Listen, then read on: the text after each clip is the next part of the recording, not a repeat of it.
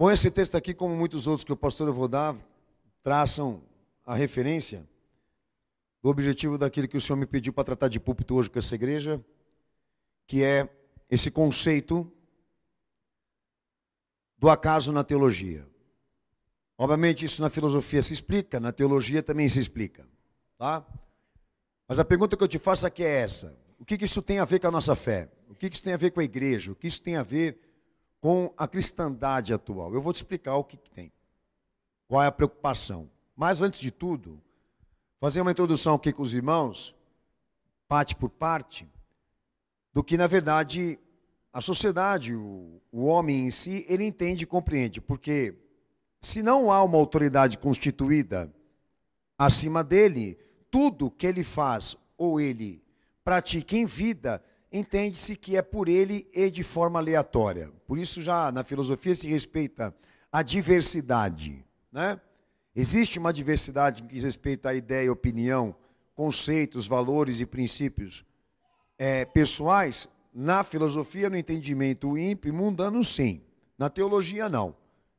Nas escrituras, não. Por quê? Se há uma autoridade constituída, nós estamos sujeitos a ela. E as suas leis e as suas regras.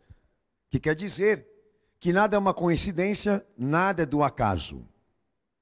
Nada é. Porque sempre estamos julgados por essa autoridade, como vistos e avaliados por ela. O mundo se comporta como se não houvesse uma autoridade. E sequer se sujeita às suas leis constituídas. Eu digo autoridade divina, tá? E tudo lá fora se resolve assim, cada um na sua opinião, cada um na sua razão, cada um, né, com a sua vida. A questão aqui é essa, que quando a gente vai analisar esse conceito, né, da relativo, né, a teoria relativa, ou até mesmo a questão do acaso, eles podem agir assim. Ou acreditam que podem. Aqueles que dizem ter temor a Deus, já não. Se Deus existe, Ele é autoridade. Se Ele é autoridade, você está debaixo da lei dEle, você está debaixo do poder dEle e da vontade dEle. Então você precisa conhecer isso. Então nada para nós se traduz assim. Dessa forma, de que é possível que não exista uma causa inicial e final no processo da nossa vida. Deus é o início e o fim dela. É isso que define a Escritura. Aqui ninguém veio por coincidência, ninguém vai por coincidência e ninguém se despede deste mundo por coincidências. Os irmãos entendem o que eu estou querendo dizer? Para nós existe um início e um fim nesse processo que une Deus e o homem. Ponto. Agora, se você quer essa liberdade de achar ou de pensar que você poderá fazer da tua forma e do teu jeito, e acreditando nisso, que não haverá um resultado e não haverá uma consequência de tudo aquilo que já se prega sobre o teu passado, ou aquilo que também reflete tuas decisões atuais, você está equivocado. Porque pela Escritura você não vai conseguir fundamentar esse tipo de pensamento. Paulo ele apela a Timóteo, como apela à igreja, de que todos se preocupassem exatamente com o quê? De apresentar diante de Deus um bom fundamento de alegação. Para isso, para participar da sua graça, inclusive da sua salvação. Amém? Qual é a boa fundamentação e alegação que poderíamos oferecer a Deus? Do que diz respeito à vontade dele e do que você vive agora.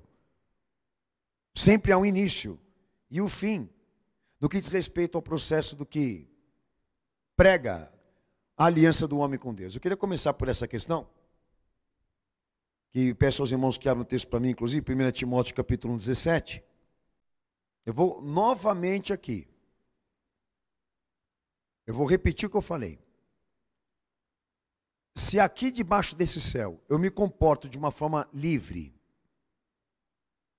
independente, autônoma, das leis e das regras que Deus constituiu, eu estou anulando a autoridade e a existência dele. Eu vou explicar como que isso funciona, tá?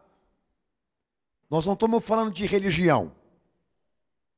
Nós estamos falando de obediência àquilo que foi instituído desde o princípio. E a obediência a essas leis que pregam na criação, como também na redenção, elas podem ser vistas e observadas por você. Fato. A vida, ela é uma lei. A vida, ela é uma regra. O homem vem à existência quando ele quer e vai embora quando ele quer. A questão aqui é essa. O que seria o início de uma transgressão, porque eu estou falando aqui? De achar que as coisas podem ser feitas como você quer e de forma relativa e aleatória. Que quer dizer, passando por cima de tudo aquilo que foi estabelecido e definido por ele, acreditando que não existem consequências, por isso não fazendo menção de obediência a ela. Com outros textos que o pastor eu vou ler aqui, essas atribuições a Deus, feito no escrito, elas não são poéticas. Essas atribuições se diz respeito àquilo que dele pode ser comprovado. Por isso são atributos. Tá? Essas atribuições elas não são poéticas, não há uma declaração poética aí. O que existe é isso, é um reconhecimento de soberania e imutabilidade do que diz respeito a Deus pelo que ele fez, pelo que ele comprova de si mesmo. É mérito. Então isso aqui não pode ser visto como um conteúdo religioso, tá? Mas como isso, como uma ciência. Pastor, eu sempre falo isso, porque Deus ele se comprova dentro de um ato e um fato. O ato dele é a ação. O fato é a obra concluída, é o resultado daquilo que ele fez. Observando tudo que ele fez e tudo que ele criou, obrigatoriamente você não só deve assumir a existência dele, como também isso, a sua soberania, a sua perfeição. É o que você está lendo aí. Deus é isso, porque ele prova ser. Diferente de mim, de você, que muitas vezes falamos e não provamos nada, entendeu? Mas como Deus não é o homem, tudo com ele é diferente.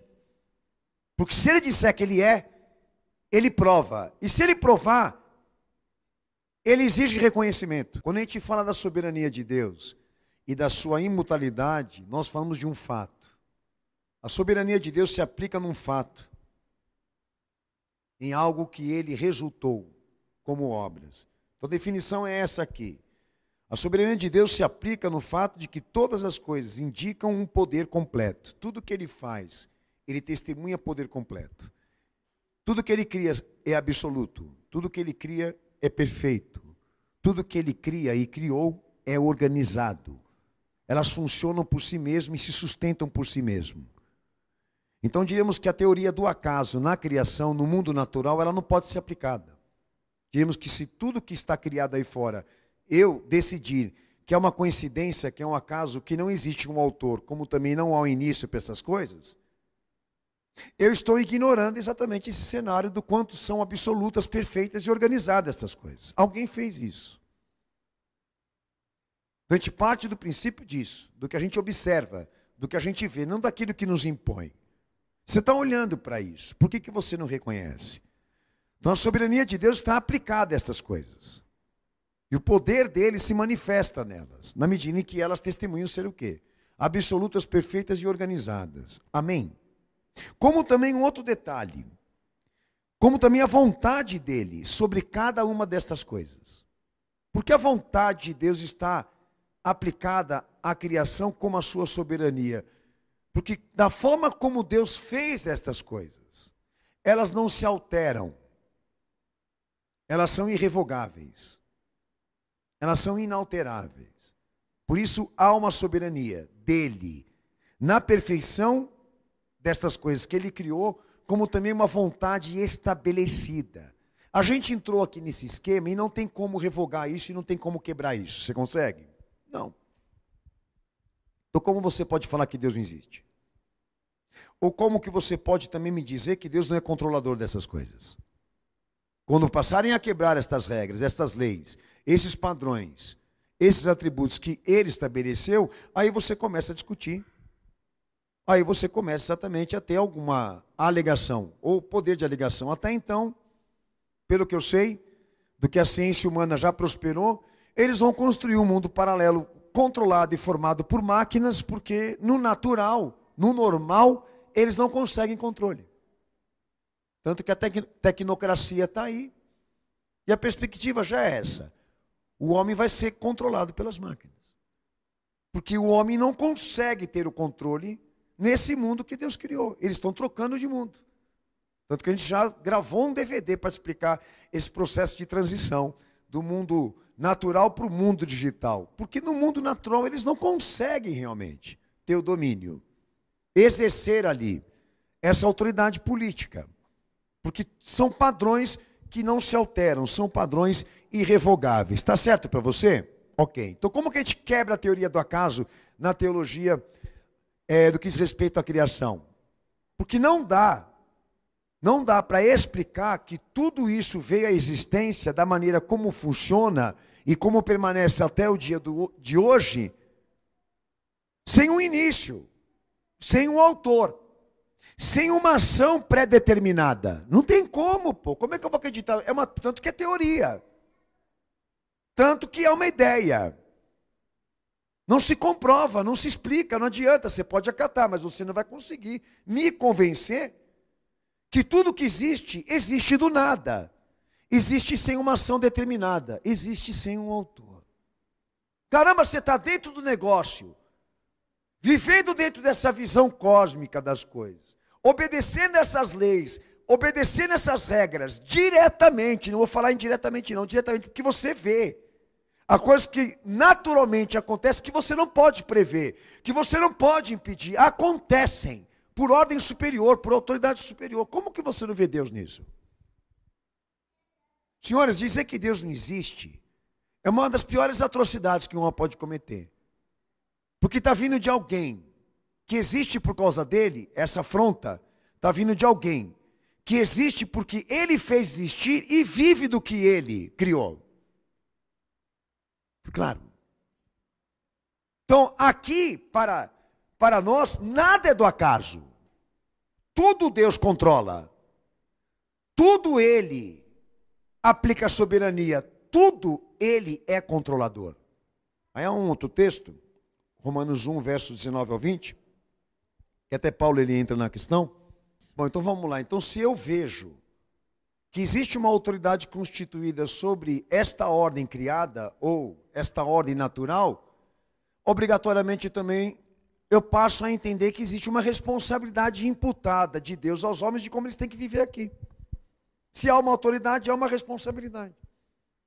E nada mais pode ser do acaso, como também nada mais pode ser aleatório.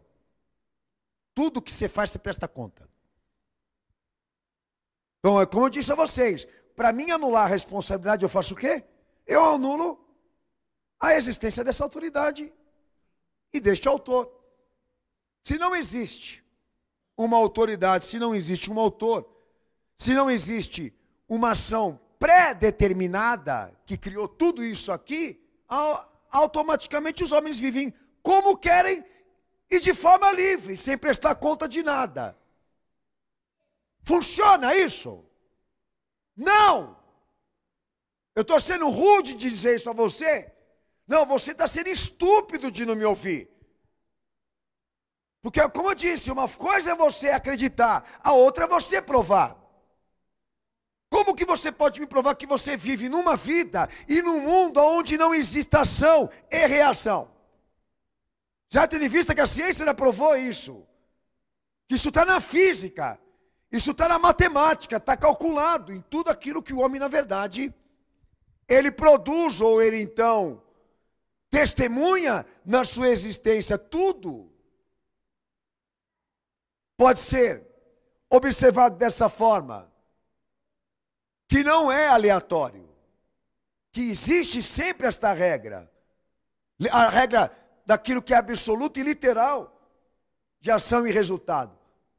Agora, como acreditar que eu vou chegar aqui agora na fé, eu vou entrar nesse mérito agora, e Deus ele vai respeitar essa minha ideia, de que cheguei aqui para pegar uma bênção dele, sem ter trabalhado por ela na minha obediência.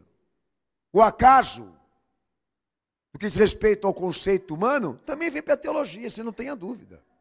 Eles pensam da mesma forma. Que Deus está aqui na condição de servo para atender a eles, sem eles não terem feito nada por merecer. Acreditam nisso, mas não podem provar. Você vê como é que é? É estranho a cabeça do ser humano. Lá no mundo a mesma coisa. Deus me colocou no cosmos, eu mando em tudo, faço o que eu quero, vivo como quero, penso como quero, altero sem nenhuma consequência, sem nenhum resultado, sem nenhuma prestação de conta. Porque quem acredita na teoria do acaso, ele também acredita num destino já julgado. Então, já que nós vamos terminar assim, vamos viver o melhor. É assim como eles pensam. Já que vai acabar assim, vamos tentar viver tudo aquilo que a gente queria viver. Alguém já deve ter ouvido isso daí, né? Ou não? Esse é o cara. Aproveita, vai realizar teus sonhos, vai ser feliz. Porque ele acredita nisso, que o fim já está definido. Que o julgamento do seu destino já está definido. E não. Na teologia deixa claro o quê? Que Deus deu a ele a existência e confiou a ele a vida, e imputou a ele responsabilidade. E ele pode ser bom naquilo que ele faz, para ter um ótimo resultado. E não isso, usurpar tudo que é de Deus e deixar para o fim, né? Para enxergar essas coisas. Que ele poderia ter se salvado antes. Senhores, isso aqui é sério, tá?